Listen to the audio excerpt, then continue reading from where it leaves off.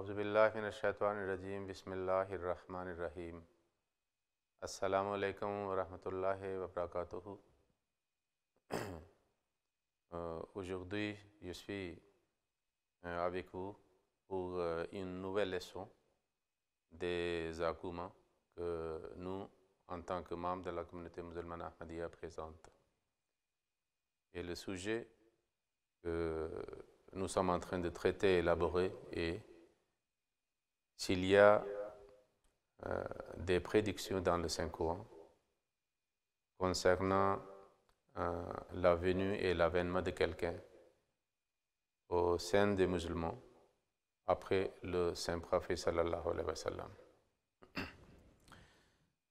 Aujourd'hui, je vais présenter quelques versets de Surat At-Takwir.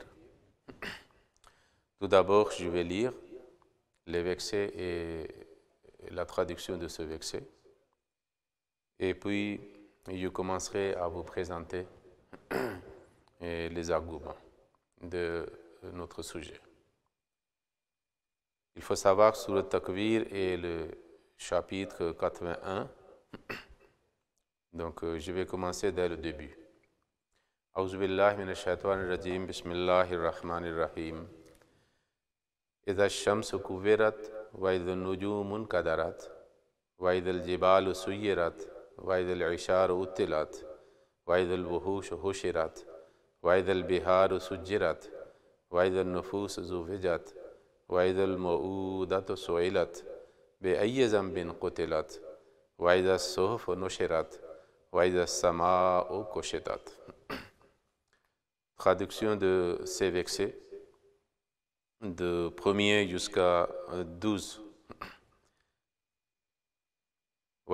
Iza shamsu kuvirat, quand le soleil sera enroulé ou couvert, et quand les étoiles seront obscurcies, et quand les montagnes seront déplacées, et quand les chamelles grosses de 10 mois seront abandonnées, et quand les bêtes sauvages seront rassemblées, et quand on fera les mers couler l'une dans l'autre, et quand les gens seront réunis ensemble, et quand on posera des questions au sujet de la fillette enterrée vivante.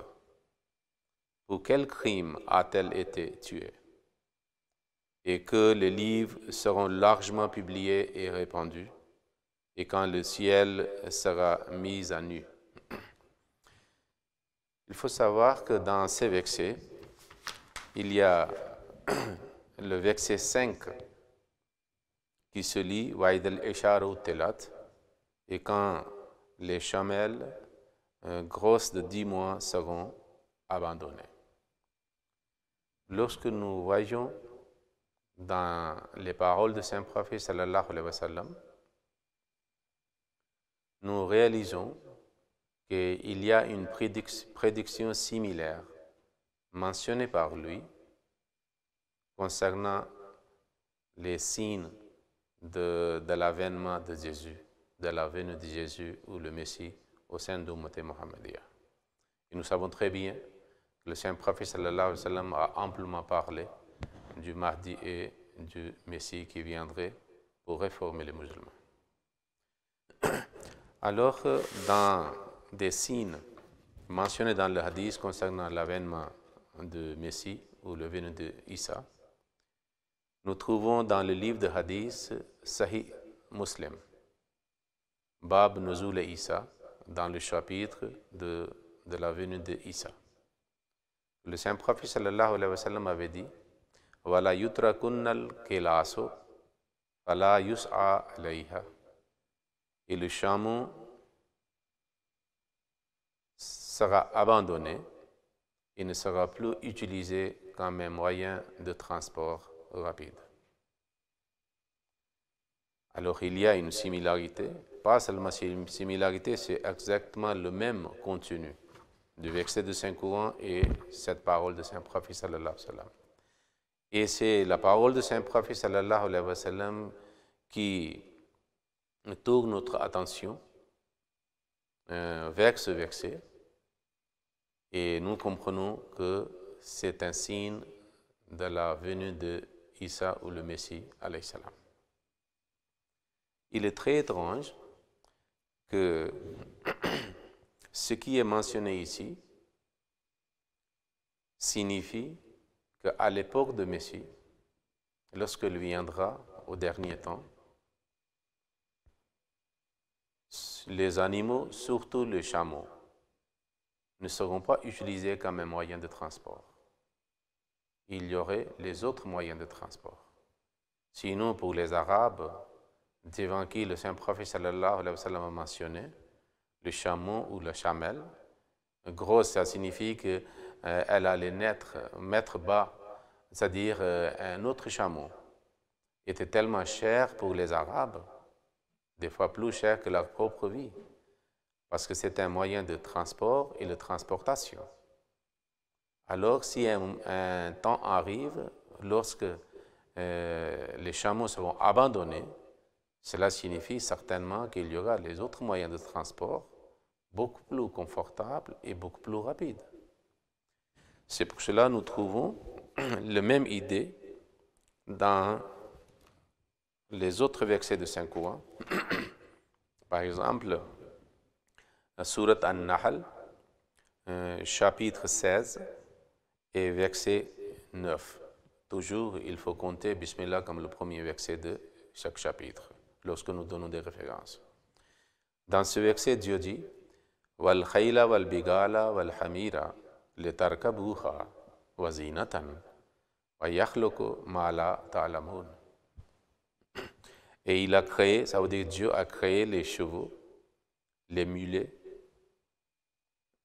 et les ânes pour que vous les montiez et comme une source de beauté. Donc c'était, c'est-à-dire une pratique courante à l'époque de Saint-Prophète ou même avant. Mais dans ce verset aussi, comme le verset de Surat At-Takwir et la parole de Saint-Prophète sallallahu alayhi wa sallam concernant un des signes de Messie lorsqu'il vient, que les chameaux seront abandonnés. Alors le Saint-Prophète, Dieu ici parle d'une ère tout à fait différente et moderne par rapport à l'époque de Saint-Prophète sallallahu alayhi wa sallam. Il dit wa yakhluqu ma la ta'lamun, et il créera ce que vous ne savez pas encore. C'est-à-dire les gens de l'époque de Saint-Prophète sallallahu alayhi wa sallam ne savent pas quelque chose qui sera créé par Dieu, c'est-à-dire en futur. Et cette époque où les animaux seront abandonnés comme le moyen de transport ou de transportation est mentionnée très clairement selon le Saint-Prophète sallallahu alayhi wa sallam, l'époque de quelqu'un comme réformateur qu'il viendra, c'est-à-dire en tant que Messie. Maintenant, lorsque nous lisons ce verset, que les chameaux ou les chamelles seront abandonnés, et certainement ça signifie qu'il y aura les autres moyens de transport, sinon l'homme ne peut pas abandonner son déplacement.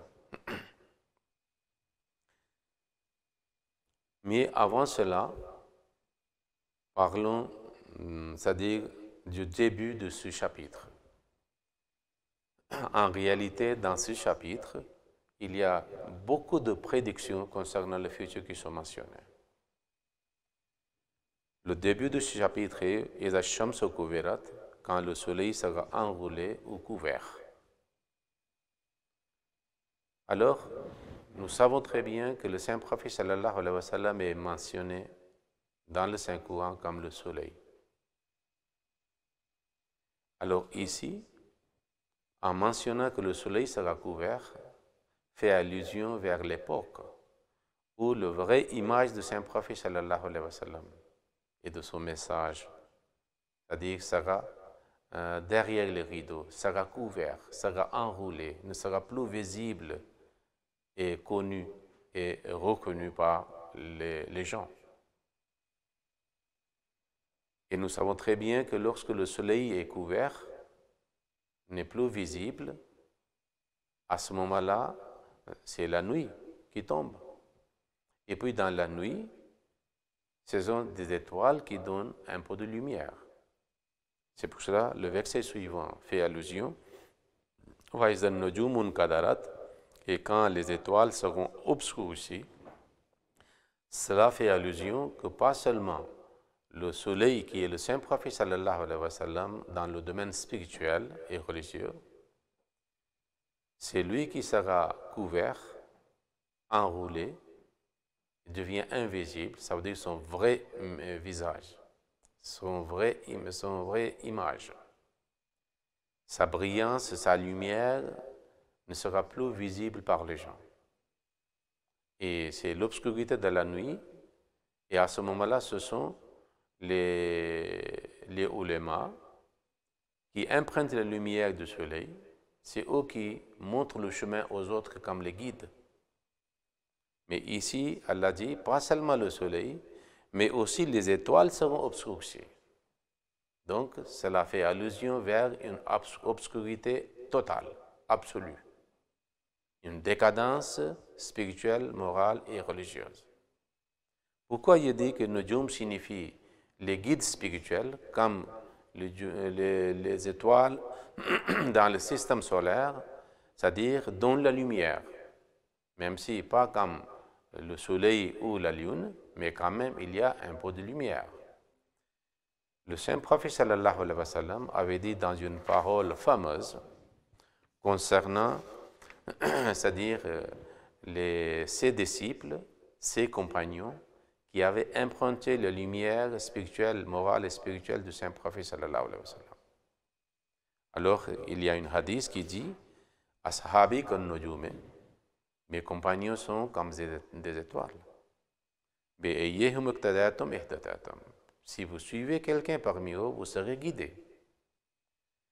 Donc, dans le langage spirituel et religieux, surtout au sein de l'islam, Najm ou étoile signifie un guide religieux, moral et spirituel. Alors, ces deux versets de Surat al-Takwir font allusion vers l'obscurité religieuse et spirituelle. Cela signifie décadence. Et nous savons très bien que le saint prophète sallallahu alayhi wa sallam a parlé amplement concernant la décadence des musulmans. Alors, cela commence tout d'abord que le soleil est couvert et puis les étoiles aussi sont obscurcies. Mais dans ce chapitre, Dieu mentionne que lorsqu'il y aura la décadence religieuse et spirituelle, il y aura un progrès, c'est-à-dire scientifique et matériel. C'est pour cela, à part ces deux versets, après ce que Dieu mentionne, cela fait allusion vers un progrès matériel et scientifique dans le monde. Par exemple, il dit « Wa'id al-jibal suyirat » et quand les montagnes seront déplacées. C'est-à-dire des montagnes signifie aussi des royaumes très solides, très puissants, c'est-à-dire prendront leur fin. Ou les montagnes, en tant que montagnes physiques de pierre, nous savons très bien que les montagnes sont explosées et puis par différents moyens, et puis on les croise, on fait le caillou, c'est-à-dire pour faire le ciment, pour la construction. Nous savons très bien que comme ça, dans des grands camions, les montagnes sont déplacées pour la construction de la région montagneuse vers les villes, pour la construction. Et puis il a dit, et les chamelles grosses de 10 mois, comme Hadith dit que les chameaux seront abandonnés. Et c'est-à-dire les autres signes sont liés et font allusion à la même époque. Les bêtes sauvages seront rassemblées. C'est le phénomène de zoo. Dans tous les pays presque, on amène les animaux.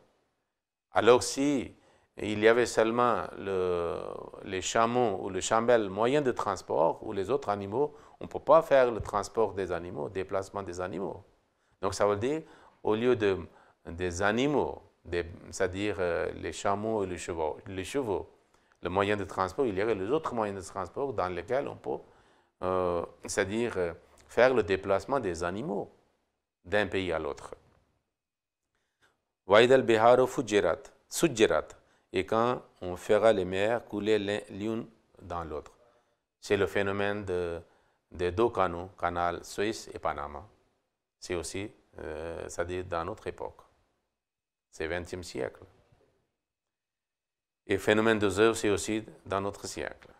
Quand les gens seront réunis ensemble, ça veut dire d'un pays à l'autre. Et nous savons très bien, par le développement de moyens de communication, c'est-à-dire que le monde maintenant, aujourd'hui, est devenu comme un village global. Et puis il a dit, et quand les livres seront largement publiés et répandus, ça fait allusion vers l'imprimerie, les journaux, les livres. Aujourd'hui, c'est tellement répandu, on ne pourra pas même songer à l'époque du Saint-Prophète sallallahu alayhi wa sallam. Waïd as-sama ou koshetat, et quand le ciel sera mis à nu, ça veut dire on va découvrir, explorer c'est-à-dire l'espace, les corps célestes, le système solaire, des galaxies.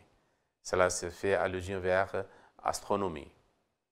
Et dans notre époque, l'homme a fait grand progrès. Donc ce sont des progrès spirituels, c'est-à-dire matériels et scientifiques qui ont commencé à partir de, c'est-à-dire 19e siècle ou un peu avant et jusqu'à aujourd'hui. Il y a, c'est-à-dire une accélération dans la recherche et la découverte, c'est-à-dire dans la science et le progrès moderne et matériel. Nous savons très bien. Alors, un de ces versets dit, dans le hadith, nous parlons. Donc, nous savons très bien que ces signes sont liés l'un avec l'autre. Mais hadith dit que c'est l'époque de l'arrivée d'un réformateur de la part de Dieu, qui est mentionné comme le Messie et Imam Mahdi. Il est très étrange que le Saint-Prophète sallallahu alayhi wa sallam avait aussi parlé amplement de quel mode de transport sera inventé par l'homme. Vous voyez, 14 siècles ou 15 siècles auparavant, il n'y avait que de notions des animaux, comme un âne, un chameau, un cheval ou cheval, pour le transport et la transportation. Mais le Saint-Prophète sallallahu alayhi wa sallam a été montré par Dieu. C'est lui qui lui révélait le futur et les prédictions. Il a vu dans le rêve que, c'est-à-dire âne qui était symbole de transport et de transportation. C'est pour cela qu'il a vu le âne dans son rêve. Sinon, le cheval est seulement le transport. Okay?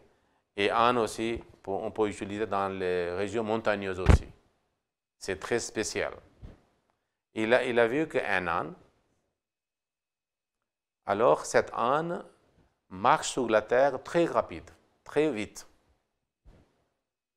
Qu'on traverse une distance dans une semaine, c'est-à-dire parcourt cette distance dans un jour. Ou ce qu'on fait dans les jours, il fait dans les airs. Et puis il dit qu'il voit cet âne aussi qui vogue dans la mer, mais jusqu'à cheville, il est dans l'eau, et le reste de son corps est sur l'eau. Et il voit le même âne, c'est-à-dire qui vole dans l'air, jusqu'à qu'il touche des nuages. Et puis il a dit que dans le ventre de cet âne, il y a des trous, il y a des lumières. Zat as-suruj wal furuj. Le siège confortable, et il y a des lumières. Et puis les gens s'assoient dans le ventre, pas sur le dos. Et puis il a dit que cet âne, ce moyen de transport qu'il a vu, qu'il a prédit à travers lequel le futur mode de transport, il a dit il mange du faux, pas des herbes. Cela signifie qu'il voulait dire que ce n'est pas un animal physique. Dans le rêve, il a vu un moyen de transport de façon symbolique. Et puis il a dit qu'avant le départ, il y aura une annonce pour les passagers qu'ils viennent s'asseoir, c'est-à-dire bientôt il y aura le départ. Et puis il a dit un pied à l'est et l'autre à l'ouest. il y a beaucoup d'autres choses que je ne peux pas, c'est-à-dire détailler. Mais le saint prophète sallallahu alayhi wa sallam a vu dans le rêve, et ces signes de cette âne sont mentionnés dans différents livres de hadith. Et si on recueille, rassemble, réunit toutes ces paroles du saint prophète sallallahu alayhi wa sallam concernant cette âne, on peut avoir cette image que ce que je viens de vous présenter. Cela signifie quoi? Il a dit puis, c'est-à-dire cette âne a la lumière, c'est-à-dire la lune à la tête. Et nous savons très bien que de quoi il parlait.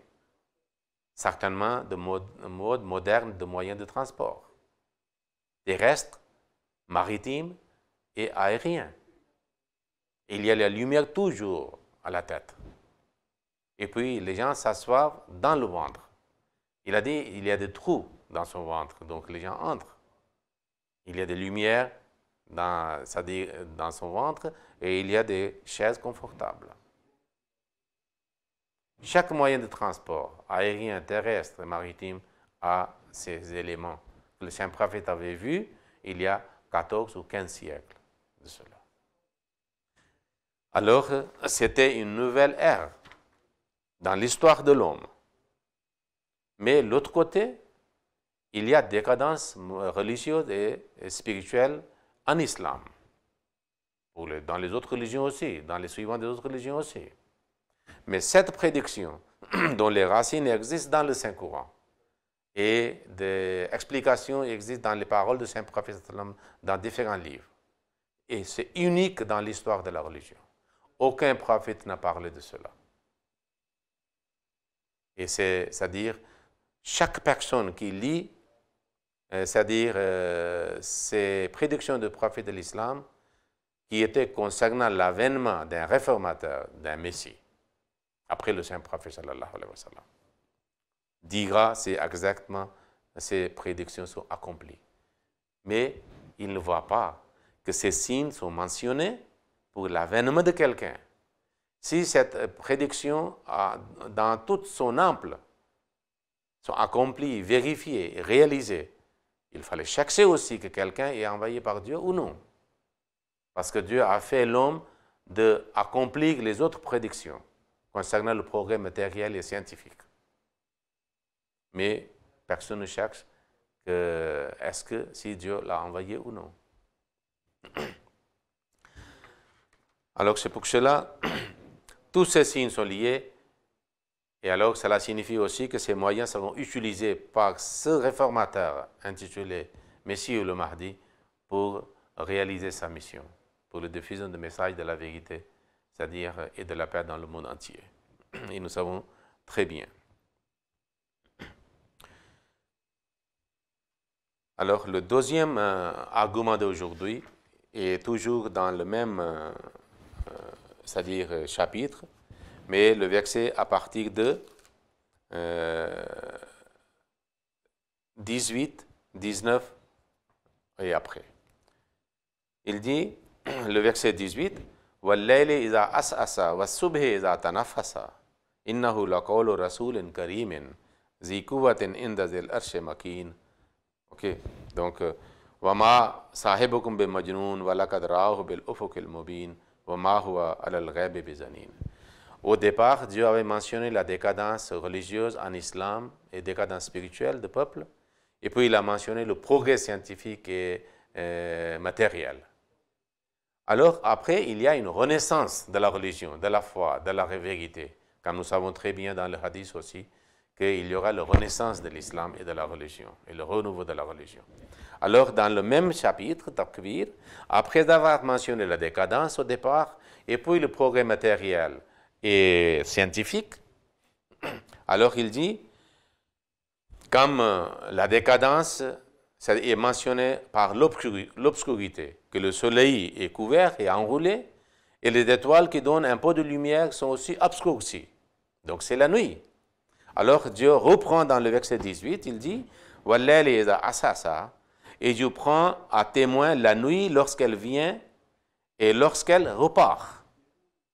La nuit vient, le soleil est obscurci, les étoiles sont obscurcies, alors il y a la lumière, c'est-à-dire la lumière est disparue. La foi est disparue. La vraie religion, la vérité est disparue. Et l'ignorance a pris la place, c'est-à-dire l'ignorance religieuse et spirituelle. Mais il y a progrès scientifique.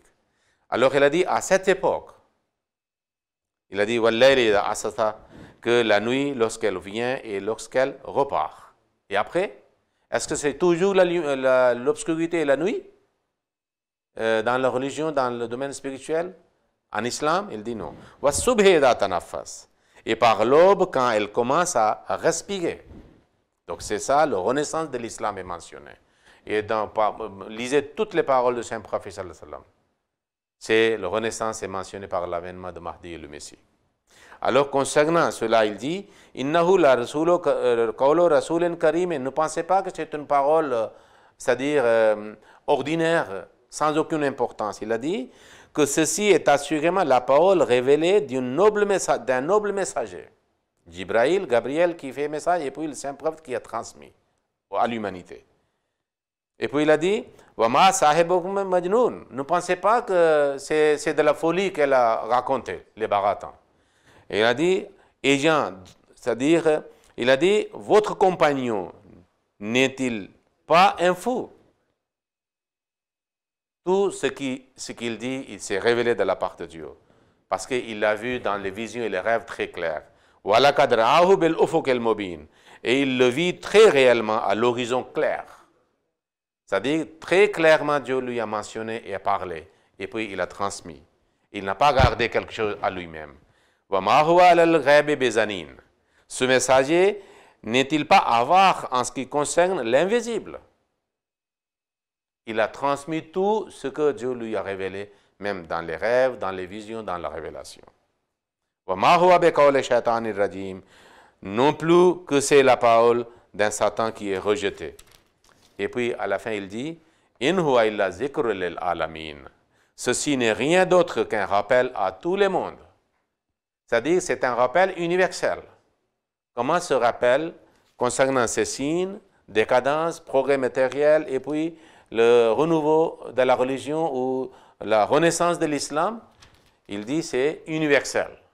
Ça fait allusion aussi que le signe mentionné pour l'avènement de quelqu'un, ce réformateur n'est pas un réformateur pour un peuple quelconque, pas seulement pour l'islam. Mais Zikrul al-Alamin, c'est un rappel pour le monde entier. C'est un message universel et messager universel.